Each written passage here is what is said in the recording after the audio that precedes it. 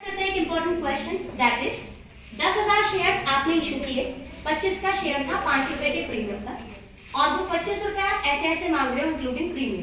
ठीक, 15,000 की एप्लीकेशन आपके पास आई है, आपने प्रोराटा अलॉटमेंट किया है, 12,000 वाले शेयर होल्डर्स को 10,000 शेयर्स आपने अल्टीमेटली इशू कर दिए, 3,000 वालों को आपने रिजेक्ट कर दिया है। ठीक, ए था जिसके पास 200 शेयर्स थे या 200 शेयर्स का होल्डर या उसे 200 शेयर आपने अलॉट कर रखे हैं, उसने आपको अलॉटमेंट और कॉल मनी नहीं दिए। और एक बी होल्डर है जिसने 300 शेयर आपने उसको दे रखे हैं, उसने आपको फर्स्ट कॉल नहीं दिए। आपने इन दोनों के शेयर्स फॉरफीट करने के बाद उसमें से 400 शेयर रीइश्यू किए हैं। जो रीइश्यू आपने किया है उसमें ए के सारे शेयर्स इंक्लूडेड हैं। ठीक है, तो आप क्वेश्चन स्टार्ट करते हैं। सबसे पहली एंट्री आपकी क्या बनेगी? Bank account debit to share application. आपको एप्लीकेशन मनी कितनी रिसीव होगी? 15,000 शेयर्स पर 15 कितनी अमाउंट आएगी? 2,25,000 रुपीज इज द अमाउंट जो आपको एप्लीकेशन मनी रिसीव होगी या क्रेडिट होगी, बी एप्लीकेशन मनी रिसीव होगी। सेकेंड एंट्री आपकी बनेगी जितना भी पैसा आपको एप्लीकेशन पर मिला 2,25,000, उसमें से आप कैपिटल में कितना लिखते हो? जितने शेयर आपने इशू किए थे, जो शेयर आप इशू करते हो वही शेयर आप अलॉट कर सकते हो, चाहे आपके पास कितनी भी एप्लीकेशन मिल गई हो। Get it? तो आप 10,000 शेयर ही इशू कर सकते हो। तो 10,000 शेयर्स पर फेस वैल्यू 30 और सिक्योरिटी प्रीमियम रिजर्व में आएगा 10,000 शेयर्स पर 2। ठीक, जिन लोगों को आपने प्रोराटा अलॉटमेंट किया, ये क्या है? प्रोराटा, और ये क्या है? रिजेक्शन। जिन लोगों को आपने प्रोराटा अलॉटमेंट किया है उन्होंने कुछ एक्स्ट्रा पैसे दिए, उन्होंने 2,000 पर 15 रुपए एक्स्ट्रा दे रखे। आप थोड़े दिनों बाद कितने मांगोगे? 10,000 पर 5, 50,000। तो 50,000 अमाउंट कम है कंपैरेटिवली, एक्स्ट्रा ठीक है, लाइक ज्यादा है ना। इसको चेक कर लेते हैं। आपको जो एक्स्ट्रा मिला वो कितना मिला है? 2,000 शेयर्स पर 15 कितना आता है ये अमाउंट? 30,000। आप मैक्सिमम अमाउंट कितना रिटेन कर सकते हो अलॉटमेंट पर?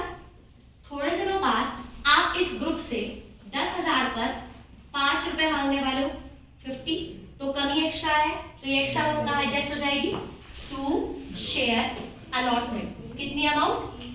30,000। ये कितनी आ रही थी? 1,30,000 एंड दिस इज ऑफ 20,000। जिन लोगों को आपने एक भी शेयर अलॉट नहीं किया, मतलब रिजेक्ट किया, उनके पैसे आपको वापस करने पड़ेंगे। तो किस नाम से लिखेंगे? To bank. How much amount?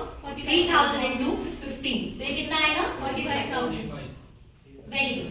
तो आपका जितना भी एक्स्ट्रा अमाउंट आया था वो सब एडजस्ट हो गया, चाहे वो अलॉटमेंट के नाम से एडवांस आ गया हो, चाहे रिफंड हो गया हो। डन? अब बिल्कुल क्वेश्चन नॉर्मल हो गया। ठीक, डन। नेक्स्ट आपकी थर्ड एंट्री बनेगी अलॉटमेंट ड्यू करने की। Share allotment debit to share capital to security premium reserve. अब नॉर्मल क्वेश्चन मतलब 10,000 शेयर्स पर आप मांगोगे 5, 10,000 पर 4 क्या है? योर फेस वैल्यू, एंड 10,000 पर 1 premium. Your amount will be 50,000, 40,000 and 10,000। जब आपको अलॉटमेंट मनी रिसीव होगी तो bank account debit to share allotment में आपको 50,000 रुपए चाहिए। 50 में से ऑलरेडी आपको रिसीव कितने हो चुके हैं? 30,000, तो ये तो माइनस होंगे ही होंगे। विद दैट एक कैलकुलेशन क्या है आपकी?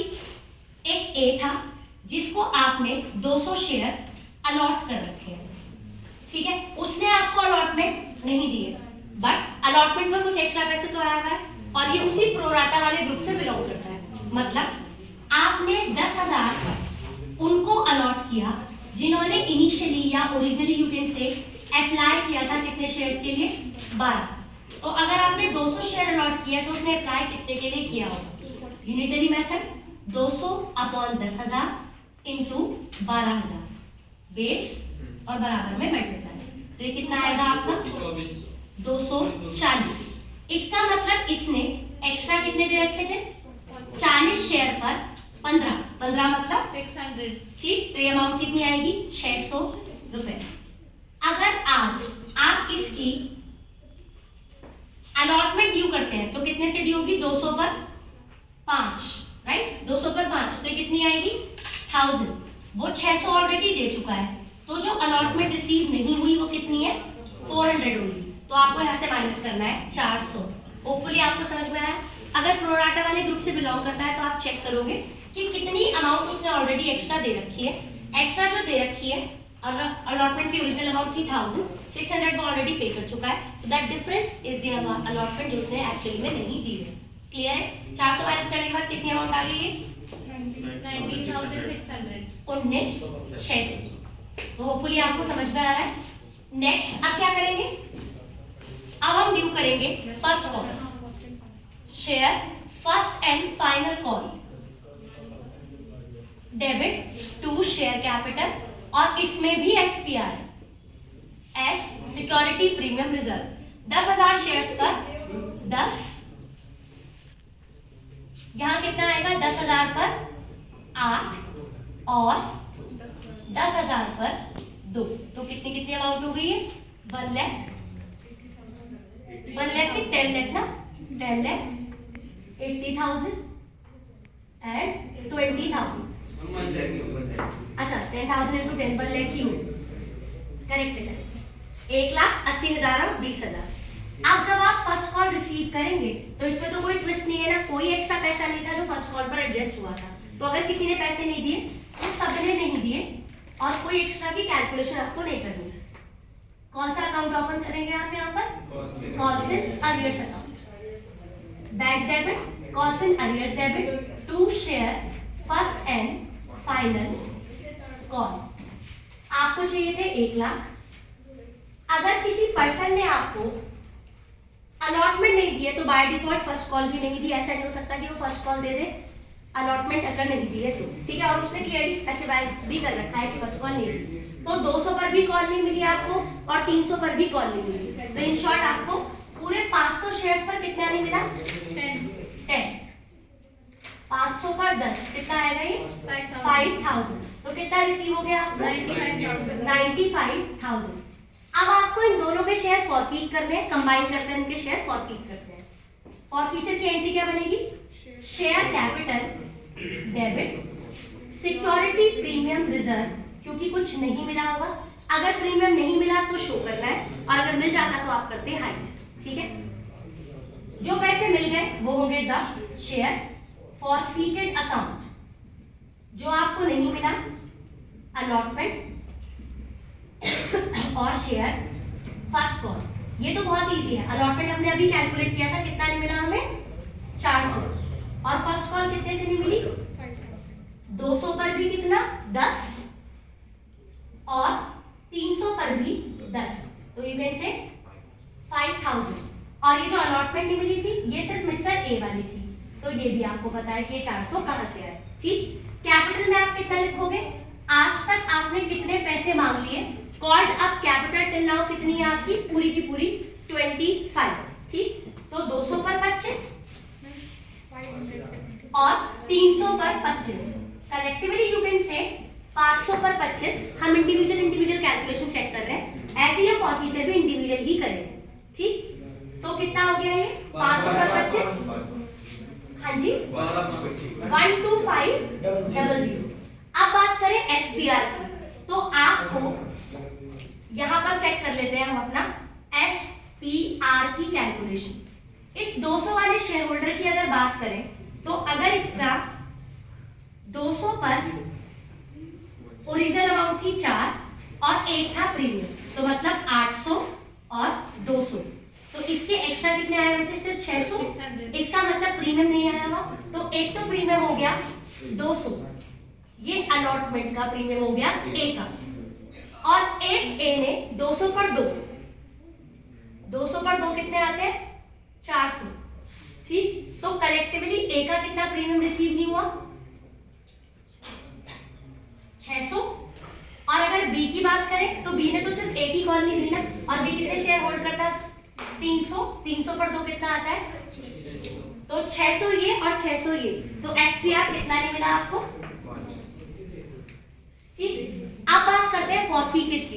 ये कैलकुलेशन समझ में आ गई होपफुली आपको। अब हम इस क्वेश्चन को हटा देते हैं यहां से, इतना।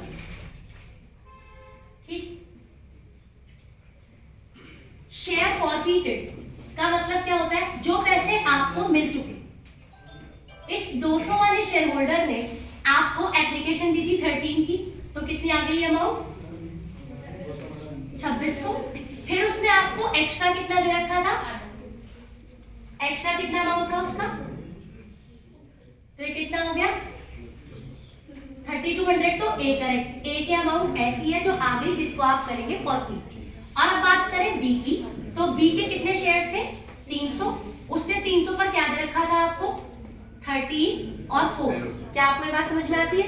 मैंने सिर्फ उसमें एप्लीकेशन की ओरिजिनल अमाउंट और अलॉटमेंट की ओरिजिनल अमाउंट ही ली है, तो कितना आएगा ये? Into 70, right? कितनी अमाउंट आ गई है? 5100। तो एक तो अमाउंट ये और एक ये, अलग अलग भी चाहिए और कलेक्टिवली भी चाहिए। कितनी अमाउंट रिसीव हो गई आपको? 8300। एक बार इसको मैच कर लेते हैं, ये मैच हो रहा है एग्जैक्ट या नहीं?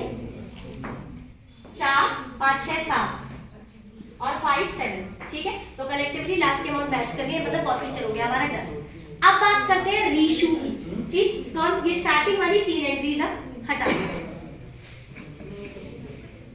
अब फॉरफिटेड शेयर्स आप रीइश्यू कर रहे हो, बट रीइश्यू कर रहे हो पार्शियल वाले, राइट? आपकी 8th एंट्री क्या होगी? Yes, bank account debit, share forfeited debit to share capital. कितने शेयर्स रीइश्यू किए हैं आपने? 400। और 400 शेयर रीइश्यू कितने में किए? 15 रुपए लेकर आपने ये माना कि ये फुली पेड अप हो गए, ठीक। तो कितने का लॉस है आपका जो आप फॉरफिचर से चार्ज करोगे? 10। अमाउंट कितनी कितनी आ गई है? 6000, 4000 एंड 10000, राइट? तो आपने फॉरफिटेड शेयर्स कर दी है रीइश्यू। रीइश्यू करने के बाद अब रिमेनिंग जो आपका बैलेंस है शेयर फॉरफिटेड का, ये आप कहां ट्रांसफर करेंगे? To capital reserve. लेकिन इसकी भी कैलकुलेशन है। आपका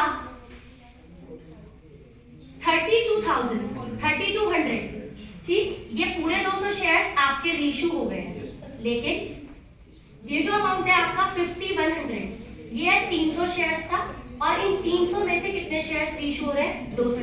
तो आपको प्रोपोर्शनेट प्रॉफिट बनाना पड़ेगा। 200 शेयर्स का प्रॉफिट ऐसे कैलकुलेट करना पड़ेगा, राइट? क्योंकि ये आपका 200 शेयर्स का प्रॉफिट है और ये 300 का था, इसलिए आपने इसको 200 का बनाया है प्रोपोर्शनेट। और इस अमाउंट से आप माइनस करेंगे 4000, तो कितना अमाउंट आएगा आपका? पहले आप ये बता दो कितना आ रहा है हमारा? 66 माइनस 4000, राइट? तो कितना आ गया ये आपका? सो होपफुली आपको पूरा समझ में आ गया। दोबारा से एक बार हल्का सा ब्रीफ करती हूँ। अगर कभी भी सिर्फ फॉरफिचर वाले पार्ट को आपके 200 शेयर्स और 300 शेयर 500 शेयर फॉरफिट हुए थे, ठीक है। आज तक पूरे 25 रुपए मांग लिए थे। जो जो प्रीमियम आपको नहीं मिला वो मैंने अलग से आपको निकाल कर दिखा दिया कि प्रीमियम क्या था। एक तो अलॉटमेंट का प्रीमियम नहीं आया था ए का, और फर्स्ट कॉल का नहीं आया था, ठीक। इसके अलावा बी का सिर्फ फर्स्ट कॉल का प्रीमियम नहीं आया था। जो प्रीमियम नहीं मिला सिर्फ उसको कर देंगे डेबिट, जो मिल गया उसको कहीं भी शो नहीं करते। जो भी अमाउंट आपको रिसीव हो गई थी एक्सेप्ट एसपीआर, वो आपने फॉरफिटेड में डाल दी। हमने दोनों की कैलकुलेशन अलग अलग करके चेक कर ली थी कि ए का कितना पैसा आया है और बी का कितना। ए के सारे शेयर रीइश्यू हो गए तो सारा फॉरफिटेड बैलेंस, और बी के जितने शेयर्स रीइश्यू हुए थे आउट ऑफ 300 200 तो प्रोपोर्शनेट अमाउंट, और उसमें से आपने डिडक्ट कर दिया ये 4000 and you will get your capital reserve. So hopefully आपको समझ में आया। For more such videos, go and explore my channel Accounts Way.